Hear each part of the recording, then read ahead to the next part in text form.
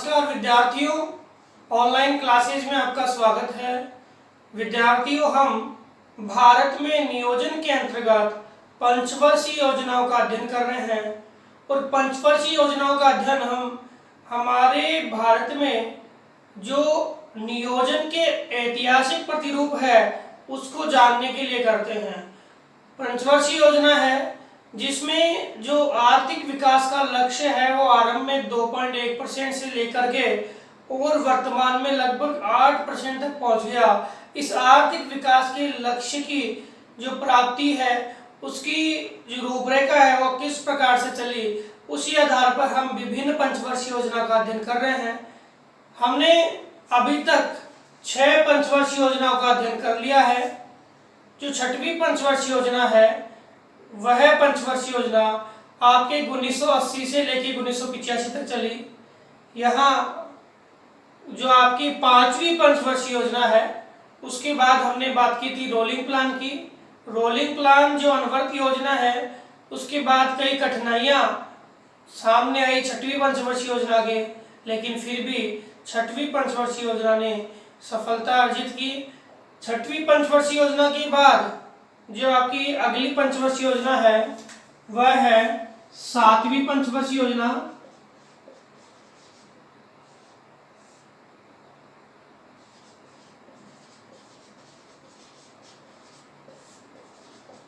सातवीं पंचवर्षीय योजना के काल की हम बात करें तो 1 अप्रैल 1985 से लेकर 31 मार्च 1990 तक, 31 मार्च 1990 तक यह आपकी योजना का काल है।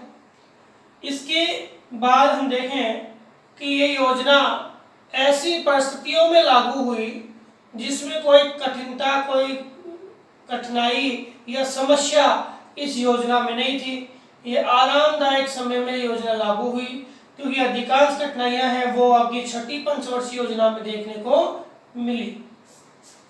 यहाँ पे राजीव गांधी जो इसमें योजना में योजना काल के दौरान प्रधानमंत्री थे।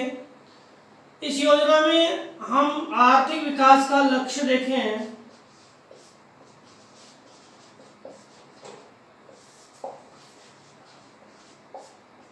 तो 5% था और लक्ष्य की प्राप्ति की बात करें तो प्राप्ति इसमें 5.6% हुई। कितनी हुई? 5.6% हुई। इस योजना में जो प्राथमिकता या उद्देश्य जो था वह उद्देश्य आपके आर्थिक वृद्धि। योजना का उद्देश्य क्या था? आर्थिक वृद्धि, आधुनिकीकरण, आर्थिक वृद्धि के साथ साथ क्या? आधुनिकीकरण और आत्मनिर्भरता।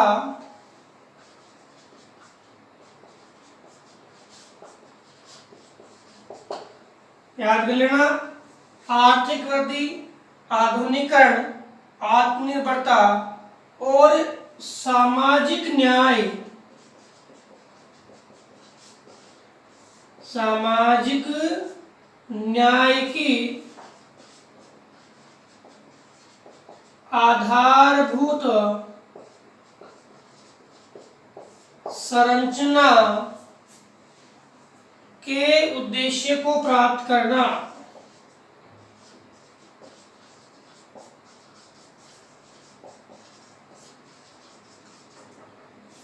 एक बार रिपीट कर लेते हैं।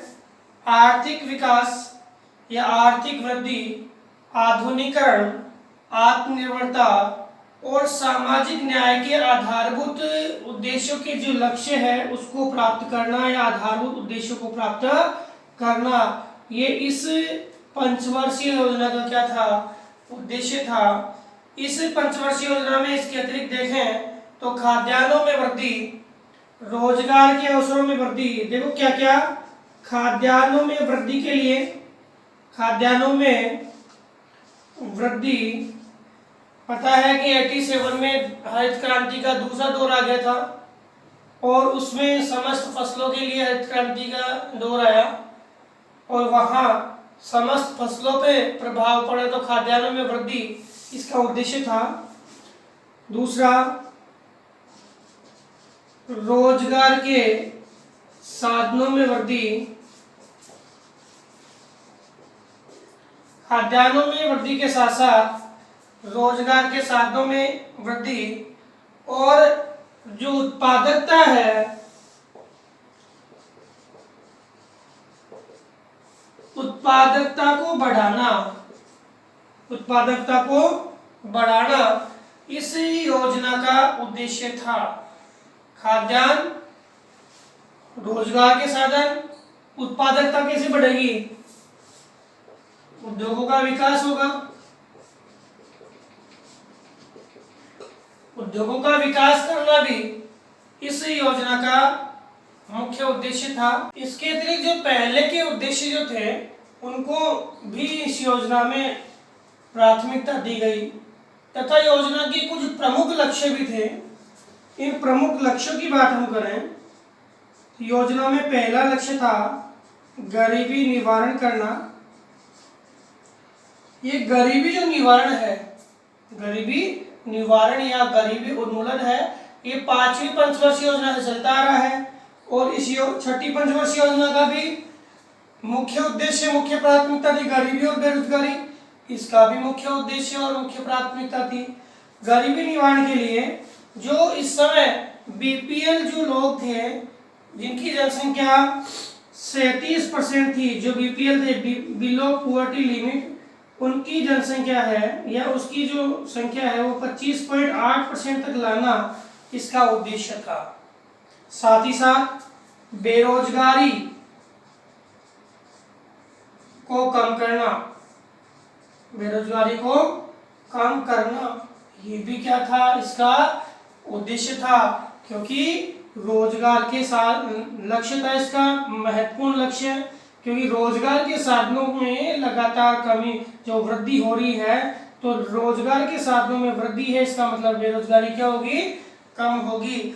इसके अतिरिक्त हम सबसे महत्वपूर्ण बात करें तो यहाँ एक मुद्दा आता है क्षेत्रीय असंतुलन या प्रादेशिक असंतुलन। क्षेत्रीय असंतुलन या प्रादेशिक असंतुलन को कम करना, ये सबसे महत्वपूर्ण मुद्दा आता है। कैसे, क्या है, हम पढ़ेंगे आगे डिटेल से, लेकिन थोड़ा सा जान लेते हैं कि क्षेत्रीय असंतुलन या प्रादेशिक असंतुलन क्या है। किसी भी क्षेत्र या प्रदेश में जितनी भी योजनाएं चल रही है, उन योजनाओं के आधार पर उस प्रदेश को पर्टिकुलर योजनाओं की आवश्यकता है, वो योजनाएं नहीं मिले और एक क्षेत्र विकसित हो जाए, एक भाग विकसित हो जाए और एक भाग है पिछड़ा रह जाए। तो ऐसी स्थिति होती है क्षेत्रीय असंतुलन की। ऐसी स्थिति क्या होती है, क्षेत्रीय असंतुलन की। इसलिए बताया गया कि क्षेत्रीय असंतुलन को दूर करने के लिए केंद्रीकृत नियोजन के साथ साथ जो हमारे भारत में कैसा नियोजन है, भाई भारत में पढ़ा है हमने, भाई योजनाएं किस आधार पर बनती है, तो केंद्रीकृत नियोजन है। इस केंद्रीकृत नियोजन के साथ साथ आपके जो प्रादेशिक या स्थानीय नियोजन है, प्रादेशिक या स्थानीय नियोजन है, वो होना चाहिए। केंद्रीकृत नियोजन के साथ साथ अब नियोजन का कौन सा रूप आना चाहिए, विकेंद्रीकृत रूप आना चाहिए, यानी समस्त प्रदेश से योजनाओं का निर्माण हो, यानी प्रत्येक प्रदेश है वो योजना के निर्माण में अपनी भागीदारी निभाए, प्रत्यक्ष या अप्रत्यक्ष रूप से, चाहे संचालन आपके केंद्र से क्यों न होता हो। तो आजकल वही है कि प्रत्येक पंचायती राज के विकास के बाद प्रत्येक पंचायती राज जो संस्थाएं हैं उनके माध्यम से जितनी भी समस्या है वो जानी जाती है, उसके बाद योजनाओं का निर्माण किया जाता है। तो क्षेत्रीय असंतुलन एक विकट समस्या है। इसके कारण विश्व भारत के जितने भी जो क्षेत्र है वो सारे के सारे क्षेत्र एक समान विकास की प्राप्ति नहीं कर पा रहे हैं और ये समान विकास ही देश के विकास को आगे बढ़ाएगा। इसके लिए प्रयास करने के लिए इस योजना का यह महत्वपूर्ण लक्ष्य था। इसके बाद हम बात करें कि जो हमारी योजना है इसमें इन लक्ष्यों के अतिरिक्त कौन कौन से लक्ष्य और रखे गए जो महत्वपूर्ण है? तो इन लक्ष्यों के अतिरिक्त इस योजना काल में आपके खाद्यान्न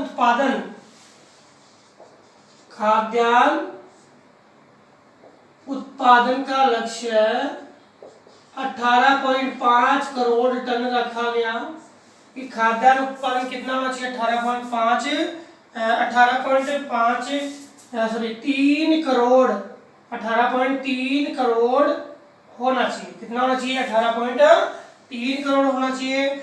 और औद्योगिक विकास का लक्ष्य इसमें 8% रखा गया। औद्योगिक विकास का लक्ष्य कितना रखा गया? 8% रखा गया। और आर्थिक विकास का लक्ष्य कितना रखा गया? 5% रखा गया।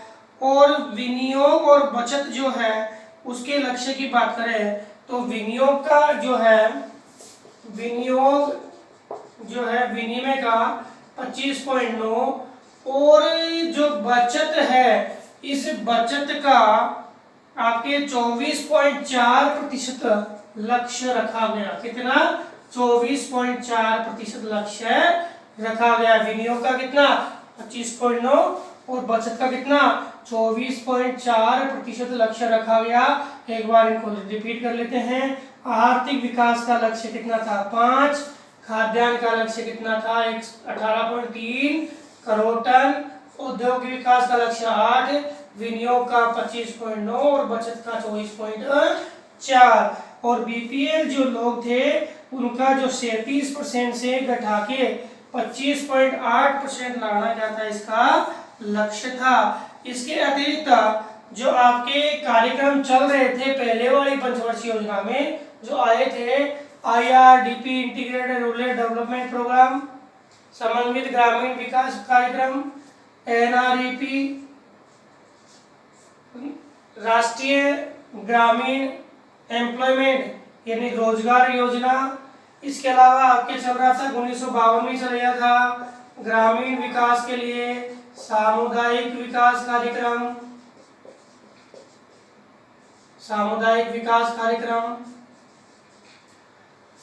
ये कार्यक्रम जो आपके चल रहे थे। इनके अलावा आपके जितने भी पंचायती राज जो विभाग है उनके माध्यम से पंचायतों के विकास पे जोर दिया गया। उसका सर्वाधिक विकास किसका हुआ? पंचायतों का, क्योंकि भारत का अधिकांश जो क्षेत्र है वो कहाँ पर है? अधिकांश क्षेत्र आपके ग्रामीण क्षेत्र में है। और ग्रामीण क्षेत्र का विकास हुआ तो भारत का सर्वांगीण विकास आसानी से हो जाएगा। तो ये इस योजना के उद्देश्य और प्रमुख लक्ष्य थे।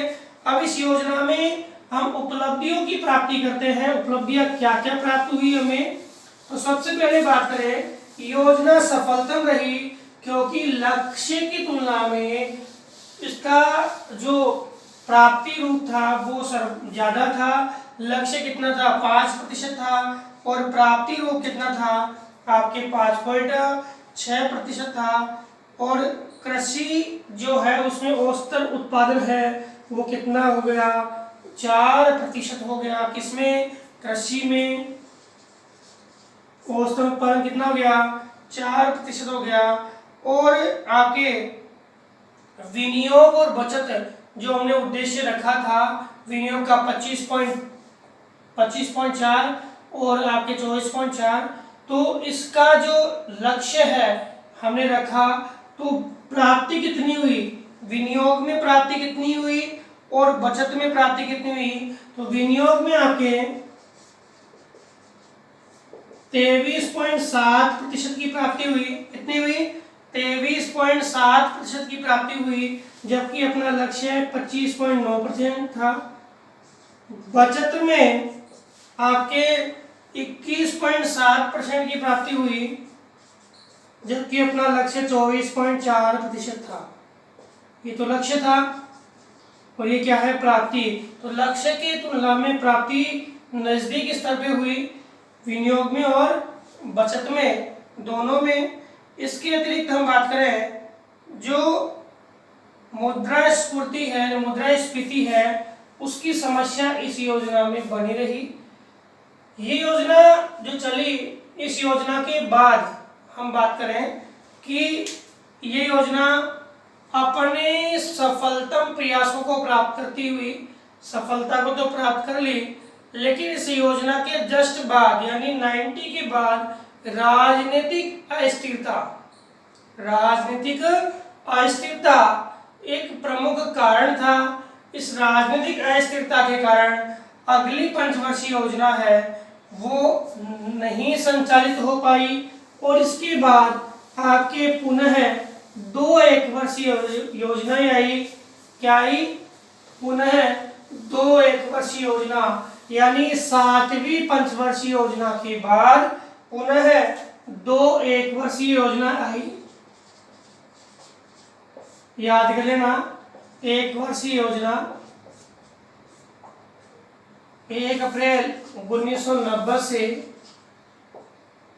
91, 1 अप्रैल 1991 से 92, यानी 7वीं पंचवर्षीय योजना के बाद आपकी यह एक वर्षीय योजना आई, जिसमें आपके लागत की बात हम करें तो इसकी लागत जो है वो आपकी 1,23,169 करोड़ रुपए थी। 1,23,169 करोड़ रुपए थी। कारण क्या था? राजनीतिक अस्थिरता। क्या कारण था? राजनीतिक अस्थिरता। एक बार मैं पिछली जो अवकाश, इसको भी क्या कहा? योजना अवकाश कहा। क्या कहा? योजना अवकाश कहा। एक बार में जितनी भी एक बार इसके बाद 92 के बाद कोई एक वर्षीय योजना नहीं आई, तो एक बार एक वर्षीय योजना को मैं रिपीट कर देता हूं। सबसे पहले आपके 1966 से 1969 तक 3 आई। प्रश्न बनता है पहला, 3 आई। क्या कहा इसको? योजना अवकाश कहा। कारण क्या था? युद्ध, पाक और चाइना और अकाल, ये 3 इसके महत्वपूर्ण रीजन थे, तो इसके कारण ये योजना अवकाश आया। इसके बाद इसके अलावा 2 प्रधानमंत्री देवासन भी हो गया था, राजनीतिक अस्थिरता भी उत्पन्न हो गई थी। इसके बाद आपके 1978, 1980 ये जो आया योजना, इसको बोलते हैं अनवरत योजना या रोलिंग प्लान। ये जो सरकार बदलने के साथ ही आई, इसमें राजनीतिक अस्थिरता मुख्य है। सरकार जैसे बदली उसने पंचवर्षीय योजनाएं बंद कर दी और लगातार एक वर्षीय योजना लागू कर दी। ये जो आई 1992, ये राजनीतिक अस्थिरता आ गई थी, सरकारें बदली थी। इस समय जो राजीव गांधी सरकार थी, राजीव गांधी का देहावसान हो गया, उसके बाद सरकारें बदली। राजीव गांधी की पहले ही सरकारें बदल गई थी। तो राजनीतिक अस्थिरता इसका प्रमुख कारण था, और इस कारण से 2 एक वर्षीय योजना आई। और इस एक वर्षीय योजना के बाद यानी 92 के बाद लगातार पंचवर्षीय योजना चल रही है। तो आप पंचवर्षीय योजना की गणना करते हैं तो 3 आपको डेटेज याद रखनी है, जिसके आधार पे हम पंचवर्षीय योजना की गणना आसानी से कर सकते हैं। 3 ईयर का गैप तो ये लग गया, 2 का ईयर, 2 का ईयर, तो 7 ईयर गैप लग गया। 7 ईयर, कितना? 7 ईयर गैप लग गया इन सभी पंचवर्षीय योजनाओं में। अब हम बात करते हैं अगली पंचवर्षीय योजना। अगली पंचवर्षीय योजना है आपकी 8वीं पंचवर्षीय योजना। कौन सी है? 8वीं पंचवर्षीय योजना। तो 8वीं पंचवर्षीय योजना की हम बात करें तो यह पंचवर्षीय योजना आपको पता ही है कब लागू हुई।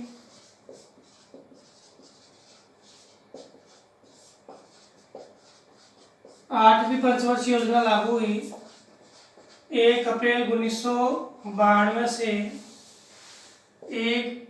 31 मार्च 1997। ये योजना एक ऐसी योजना है जिसके विकास की या योजना के लक्ष्यों की प्राप्ति की बात करें तो इस योजना को संपूर्ण योजना का स्वर्णिम काल माना जाता है। पूरी योजनाएं जितनी बनी उन योजनाओं का स्वर्णिम काल इस योजना को माना जाता है, क्योंकि योजना में ऐसे मुद्दे सामने आए और मुद्दों के साथ साथ आर्थिक विकास की जो गति है वो अचानक क्या है योजना में बढ़ी। इस कारण से याद भी कर लेना, पंचवर्षीय योजनाओं का स्वर्णिम काल कौन सी योजना है, तो 8वीं पंचवर्षीय योजना। पंचवर्षीय योजनाओं का क्या है, स्वर्णिम काल है। लक्ष्य की बात करें तो लक्ष्य इसका आर्थिक विकास का लक्ष्य वो कितना है, 5.6 की प्राप्ति हुई थी 7वीं में, और इसका लक्ष्य कितना हो गया 5.6%। तथा इस योजना में जो प्राप्ति है लक्ष्य की वो है वो कितनी हुई, वो हुई आपके 6.8%। कितनी हुई, 6.8%। और योजना कैसी रही, सफल रही। अब इस योजना के आरंभ की अवधि की बात हम कर रहे हैं, क्या क्या परिवर्तन देखने को मिला। तो इस दौरान शीत युद्ध का अंत हो गया था, 1991 की बात हम कर रहे हैं। शीत युद्ध का अंत हुआ, रूस का विघटन हो गया, विश्व में प्रतिस्पर्धा यानी बाजार की प्रतिस्पर्धा बढ़ गई, वैश्वीकरण उदारीकरण, भारत में ये नीति आई, एलपीजी लिबरलाइजेशन आपके पर्सनलाइजेशन और ग्लोबलाइजेशन, 3 आपकी आई। उदारीकरण, निजीकरण और वैश्वीकरण, ये तीनों प्रक्रिया है। उन्होंने देश में अंतर्राष्ट्रीय व्यापार के स्तर पर भी काफी ज्यादा विकास किया और देश में औद्योगिक क्रियाओं का अत्यधिक विकास वो इस परियोजना के माध्यम से हुआ। तो पूरे विश्व में शीत युद्ध के अंत के बाद बाजार की प्रतिस्पर्धा के कारण इस योजना में एक अभूतपूर्व जो विकास है वो देखने को मिलता है। इस योजना में जो लक्ष्य रखे गए तो 6 महत्वपूर्ण लक्ष्यों के आधार पर ये योजना चली। कितने महत्वपूर्ण लक्ष्यों के आधार पे, 6 महत्वपूर्ण लक्ष्यों के आधार पर ये योजना चली। 6 महत्वपूर्ण लक्ष्यों में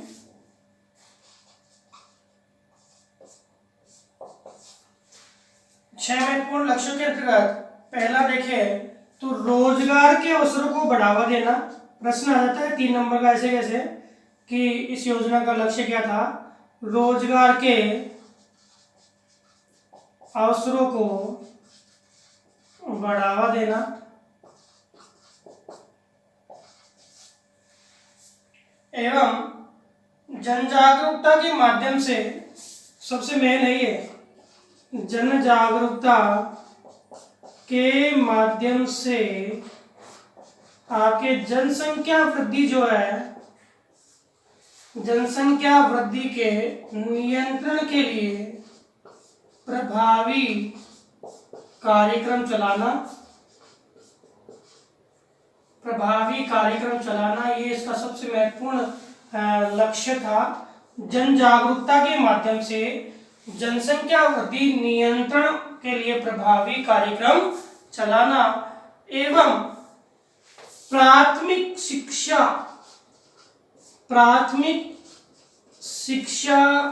के साथ साथ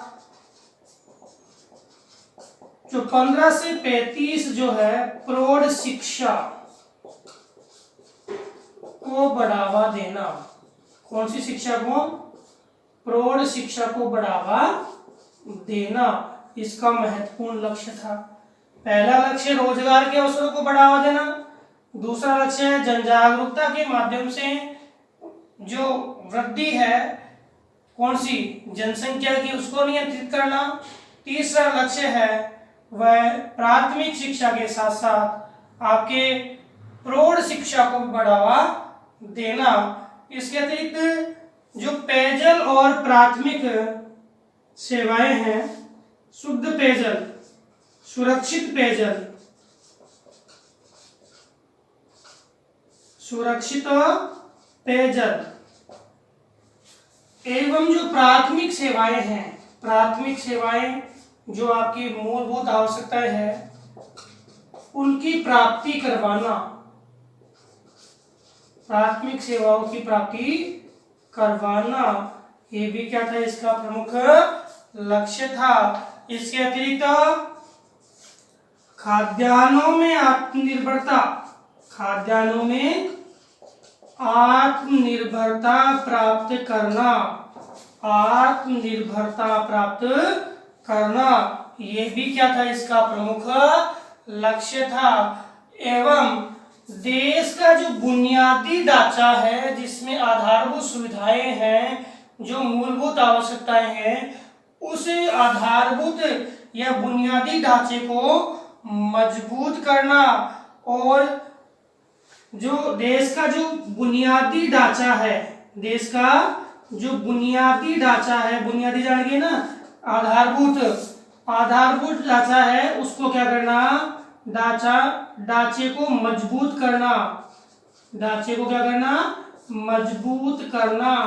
और इस ढांचे को मजबूत करने के साथ साथ आपके स्वयं स्फूर्त विकास को करना, एवं स्वयं स्फूर्त विकास, स्वयं स्फूर्त विकास को बढ़ावा देना। स्वयं स्फूर्त विकास का मतलब जानेंगे आत्मनिर्भरता। ये आत्मनिर्भरता के बारे में कह रहा है कि आत्मनिर्भरता को बढ़ावा देना, ये इसका उद्देश्य, सॉरी लक्ष्य या महत्वपूर्ण उद्देश्य माना जाता है। तो इस योजना में 6 प्रमुख उद्देश्य जो रखे गए। इसके अलावा कौन से बिंदु को प्रमुख प्राथमिकता दी गई, तो यह योजना है जिसमें प्राथमिकता के तौर पर शिक्षा, शिक्षा को पहली बार इसमें प्राथमिकता दी गई। और शिक्षा के विकास के साथ साथ शिक्षा होगी तो क्या होगी, निरक्षरता दूर होगी। निरक्षरता दूर करने का जो उद्देश्य है वो इसमें रखा गया। और निरक्षरता दूर करने के साथ साथ आपकी जो 7वीं पंचवर्षीय योजना थी, इस 7वीं पंचवर्षीय योजना में आपके एक महत्वपूर्ण जो आपके प्राथमिकता थी, निर्धनता को दूर करना और बेरोजगारी को दूर करना। ये दोनों ही प्राथमिकता आपकी इस योजना की भी प्रमुख प्राथमिकता थी। और सबसे महत्वपूर्ण प्राथमिकता क्या है कि जो पंचायती राज विकास व्यवस्था तो आपकी 1959 में आ गई, लेकिन पंचायती राज व्यवस्था में जो परिवर्तन या पंचायती राज व्यवस्था के दौरान पंचायतों को जो अधिकार दिए गए, वो अधिकार इस योजना के माध्यम से दिए गए। पंचायतों को अधिकार दिए गए, यानी क्या इसकी प्राथमिकता रही, यहां लिख रहा हूं, आर्थिक विकास के लिए, आर्थिक विकास के लिए जो आपके सत्ता का विकेंद्रीकरण, आर्थिक विकास के लिए क्या, सत्ता का जो विकेंद्रीकरण है, विकेंद्रीकरण, उस पर जोर दिया गया। और सत्ता का विकेंद्रीकरण क्या है, नगर पालिका, नगर निगम, पंचायत, इनके विकास के लिए है वो प्रयास किया गया। किसके लिए, आर्थिक विकास के लक्ष्य को प्राप्त करने के लिए सत्ता के विकेंद्रीकरण, सत्ता के विकेंद्रीकरण को क्या दी गई, प्राथमिकता दी गई। कौन सी पंचवर्षीय योजना में, 8वीं पंचवर्षीय योजना।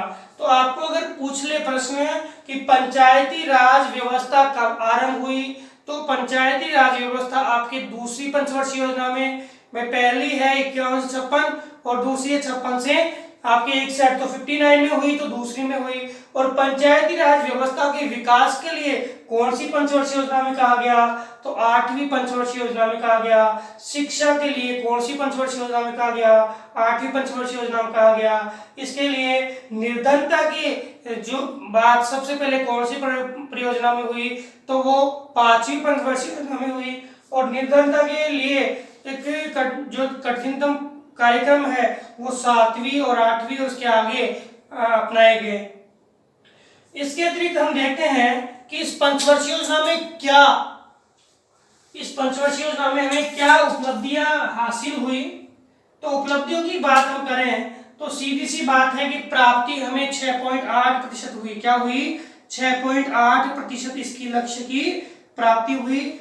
और साथ ही साथ वैश्वीकरण है, उदारीकरण है, औद्योगिकरण है, ये रूपरेखाएं वैश्वीकरण है, उदारीकरण है, औद्योगिकरण है, इनका क्या हुआ? विकास हुआ।